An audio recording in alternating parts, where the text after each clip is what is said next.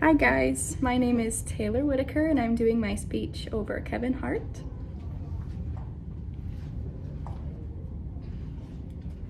So a direct quote from Kevin Hart is, "Laughter can heal all wounds," and that's something that everybody shares.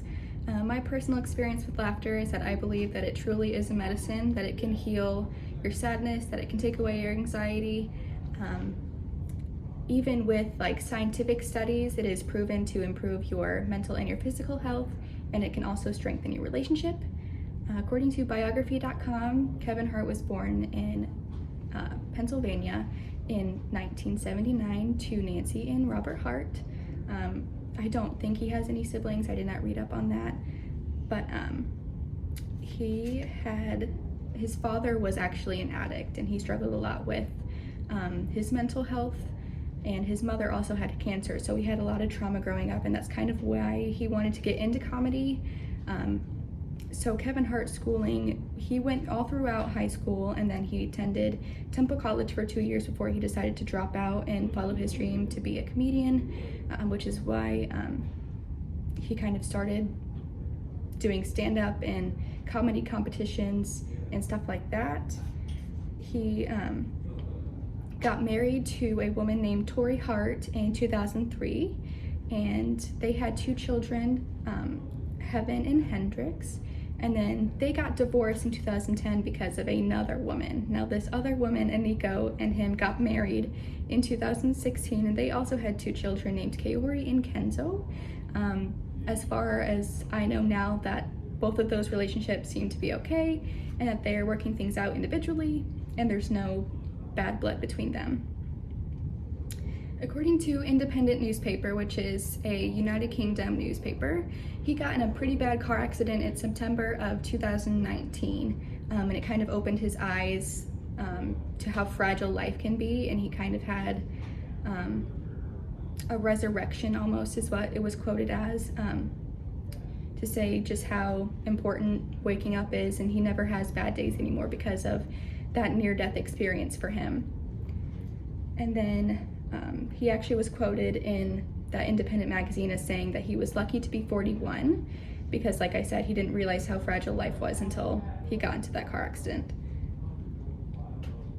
So like I said, he started comedy because of the trauma that he ensued from his drug addict father. I believe he was addicted to heroin. He is now sober, but that doesn't mean that their relationship is any better. Like I said, his mother also suffered from cancer, and she ended up passing away in 2006 from that cancer, and she was ultimately the one who kept telling him to keep getting out there, keep doing stand-up, and just kind of showed him his overall potential. Like I said before, movies, he was in stand-up comedy. There's a bunch of documentaries on Netflix about his stand-up journey, and he was actually in comedy competitions as well. And just kind of the people is what kept him inspired, kept him going, because he realized that he was finally good at something. And it can be an exhausting yet rewarding job, especially trying to be happy and keep people laughing all the time. But it was extremely rewarding for him. He won multiple Teen Choice Awards, multiple People's Choice Awards. He was featured in Times News magazine, and they were quoted saying that he was the top 100 most influential people. I believe that was in 2021. And then in the Rolling Stones, they were quoted saying that he went from unknown to unstoppable. They actually said undeclared to unstoppable as a pun to where he first started in his TV journey. His recent successes in Hollywood, sorry, probably pretty familiar.